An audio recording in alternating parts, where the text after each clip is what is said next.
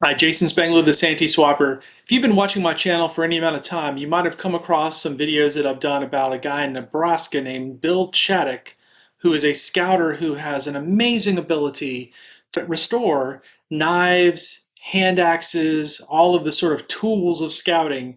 I've done videos especially about his axes that he's done for me and brought them back to life. But today I want to do an unboxing and show you some knives that I sent him, which will be really fun. Sheath knives. So these are a little interesting because for a long time in scouting, you could carry a sheath knife. It was not considered to be a problem. Of course, in the sort of modern scouting where everything is a little bit more buttoned up and a little more uh, rulesy, we don't allow sheath knives. But I have some classic vintage sheath knives that Bill Chadek has gotten together for me, and I want to share these with you. Okay, so here is the box, and Bill has left me a very detailed list of all of the work that he did, the things he added on, and I want to go ahead and just get into these, really in no particular order, just how he has them packed here. So he's got these guys ready to go. I'm just going to, sort of like Christmas, I'm just going to kind of rip into this bubble wrap and show you what we've got. This was, most of these came from one group that I bought at a Trade-O-Ree.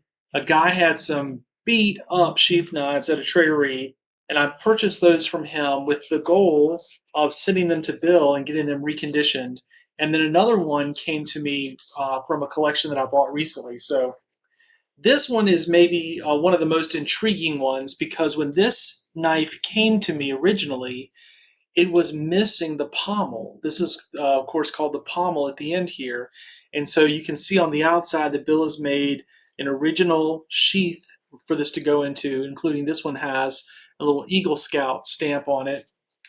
And pull this one out and show it to you. This is a K-Bar, which is one of the companies that sold knives in the Boy Scout catalog. And again, what you can see here, in fact, if I go down here, Bill wrote that he retained the original leather handle, and this is shaped, which is really kind of cool. It's got like groove for your fingers, and then he made this pommel. It's similar to other World War era type knives, and so just very cool. Union Cut Company Haybar. Beautiful. And what Bill does is, uses sandpaper and whatever magic he has to get those blades looking so pretty. But again, this pommel is original. The original pommel was broken off when I got it, and then Bill rebuilt that from scratch and then made a beautiful sheath for that one to go into. So, knife number one. All right, let's keep going. Oh, this one looks so nice. It's pretty, very pretty. Oh my goodness, y'all, look at that. Golly.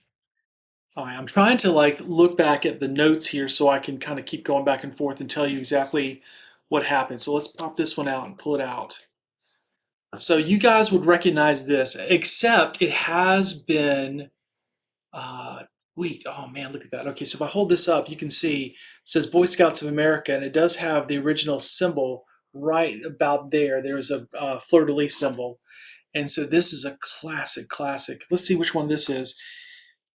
Think that this is a Western. Let me get this right. He's got a couple different ones here. Western BSA knife, Carly Maple. That's the handle. This originally had like leather spacers, and he took out the leather spacers, which were rotten, and remade it with this maple handle here. Black and brass spacers. He polished the blade, and of course made this beautiful custom sheath knife with that Eagle Scout on it. That is super cool. I love that. It looks so nice. And again, he made these with Eagle Scout. Kind of in my mind, these would be perfect gifts for an Eagle Scout. So that's why I had him add that to there. All right, let's look at the next one. Keep going. Now I'm just gonna rip into this. I'm getting all excited. All right, so I think this one's going to be similar. I sent him two of these BSA Western knives, and so I think this one is so there. This essentially is the same knife as the one you just saw, a BSA Western knife. And he wrote here that he calls this blood groove. That's this material that he made the handle out of. New white, um, black, silver spacers, clean and polish the blade, and acrylic swirl scales, custom sheath with the Eagle Scout. So again, just a beautiful, beautiful knife. What was kind of a rusty mess is now brought back to life. And I'll try in the video as I edit this to flash up a picture of what these knives look like prior to Bill working on them. Now, this was not the a fancy knife. This is an imperial hunting knife, so it's kind of that time period, but it's not officially a Boy Scout knife. And he just kind of put a little eagle stamp on this one, but again, just made it look really really nice. So this is I won't say a cheaper knife, but this is not an official Boy Scout one. But it was one that probably scouts or similarly could have had in that time period a long time ago, and so that is a nice looking knife. I'm gonna make sure I put it in the right way. Beautiful, beautiful. Keep going. And there is a kicker in here. There's one knife in here that Bill was really, really taken with and said that it's really special. So I'm looking forward to seeing that one. All right, this was kind of a point of personal pride or whatever. I don't know. This knife I sent to him. It was not one that I had that was from a collection or anything. I've actually had this in my collection for quite a while, and mainly because I really, really like this knife. Like this is the knife I have sitting underneath the desk at my house, and I just love this knife. I love how this little I'm not what you call that. Bill would know what you call this thing right here, where it catches it in the sheath and it doesn't come out. But I just had Bill kind of clean this knife up and sharpen it for me. And this is the company here. Yeah, it's a Western as well, but this just isn't a Boy Scout one. Let's see if his knife here. Yeah, he calls this a Durlin handle, and he reconditioned the sheath and polished the knife. So just made it look nice and, of course, nice and sharp too. So that's what I was looking for. And then he got the sheath looking really, really nice. So this was sort of like my favorite knife that I keep around. Let's see, got a few more in here. That's going to be the really interesting one. So I'll hold off on him until the end. Okay, this was interesting. He has this identified as a Dickinson Sheffield England knife. And what he did here was replace the leather spacers, clean the blade and pommel, and recondition the sheath. So this is an English knife, and look how interesting that sheath is. It's totally different than what we're used to. This is how I got it. He just reconditioned the sheath with some leather, but it's got the little belt loop there, and this is how I got it in the collection. And if I pull it out, you can see it's this little tiny little knife. I don't know, this might be official. You might could still use this. But again, this is an English knife, and so it's got the maker on it there. Um, M. Dixon Sheffield, England. And then this one has been kind of, he said some of the knives I've sent him, not these so much, but some other ones have had steel wire, used to kind of clean them. And so they've kind of gotten some deep grooves on it. But again, you can kind of see here what he did with, he replaced the leather spacers and just kind of rebuilt the handle here. So that's a really sharp looking knife. So again, one from England to add to the collection, but just, super cool. I love how it sort of just tucks in there, a little different than the other knives. And so, all right, we have a couple of other things. Oh, there was an axe. Okay. I don't want to leave the axe out. This is, and I've done this a few times where I've sent him axes that were not Boy Scout axes, but I get them in collections, and the same sort of theory is I just don't know that it has any value if it's all rusted and eaten up with rust, and so that's kind of Bill's magic. And so he cleaned this up, and then you can see he painted there red, white, and blue. He painted in the USA. Let's see if he told me who made this one. Let's see here. So this was he just calls a USA hatchet. He doesn't mention what the manufacturer was.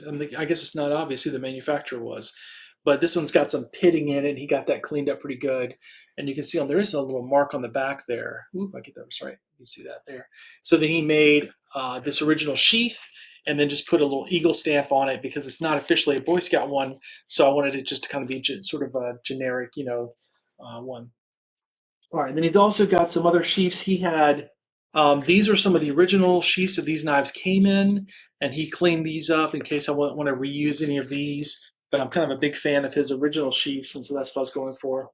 And then he also gave me a couple of these sheaths. Now he didn't give them to me. I've commissioned him to make them, but I had a couple of axes that he made for me that I originally did not get sheaths for, and so these are now sheaths that I can add to those axes that are already in the back of the warehouse. So again, original from Bill. And then here's the one that I was kind of excited about. This is a Remington knife, and this was one that I just thought was super, super cool. And what happened was a guy who I had purchased some stuff from before found this knife and contacted me and said, "Hey, would you want to, also buy this knife from me?"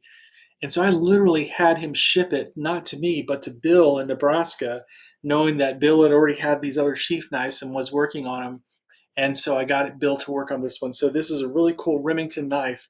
I told Bill I might have to start collecting knives because I really don't want to get rid of any of these now. I'm really fond of them, but I don't know if you guys can see, but right there it says Remington on it. This is an RH50, and look at that blade. It's a funky, different blade in how it's laid out. It's different than those westerns, although the rest of it kind of does look similar. So he cleaned the blade, the pommel, and the spacers, retained the original handle and etch on the blade, and then made a custom uh, leather sheath. So this is all original. This is, I think, what he was really amazed by is that a lot of times he sees these leather and it's all rotten out, but this one was not. That's the original leather. He just polished and cleaned it. But again, a really cool knife. It's got a little rough part right there. I'm not sure. I don't know enough about knives to tell you what that is. Um, but it's just a really super cool old vintage knife. So man, all right. I owe you guys another unboxing because Bill did the most the biggest load of hand axes I've ever sent him. I think I sent him like a dozen hand axes, and he did those for me a couple months ago and sent them back to me.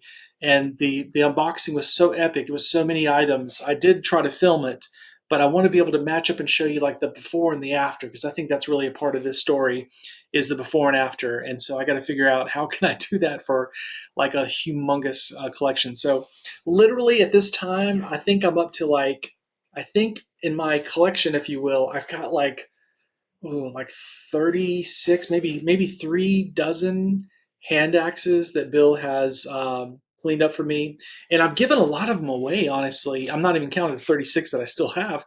When I was a camp director, one summer I gave away to all my key folks at Camp Barstow, like area directors and people like that. I gave them one of the hand axes that Bill had refurbished, and I've given them out a few other times as for scouting people who've done great things and deserve some recognition. So I don't really have a plan for these knives. Up to this point, I haven't tried to sell any of these things because I just sort of feel like they're special, and I'm just a little. It's just personal privilege. I just don't really want to give them up. I'd rather give it to as a gift to someone who I really wanted to thank them for something versus trying to sell it for a few bucks. I think these are kind of neat, really neat examples of Boy Scout history, and then also I love how Bill has kind of brought them back to life. So, anyways, I'll make sure I leave Bill's contact information here on the screen so that you can contact him if you would like to reach out to him and see if he can help you. Right now, he is working. He just finished. I think he's going to ship them out maybe even today. I sent him for the very first time pocket knives. How many times have you gotten a Boy Scout pocket knife filled with rust? Try to open it up and you're using pliers to get it open. So I sent him for the first time, just kind of trying it out, sent him a batch of pocket knives to see if he could bring some of those back to life as well. And he's supposed to be sending me those this week. So that'll be another unboxing I can do, kind of hyping him up. So, again, I do want to just say that all of this is just my own. Um, my own just praising Bill for what he's doing. He doesn't give me a kickback. We have no affiliate situation. I pay him like this little of prices on it. I'm paying him for all this work. I'm just sharing with you all how pleased I am with his work and just suggesting that, if you want to reach out to him, I'm sure that he would be glad to work with you. So Jason Spangler, the SanteeSwapper. Go to my website, scoutpatchcollectors.com. There you can find out more about what I'm doing in the hobby and everything I've got in the oven cooking up. Thanks a lot.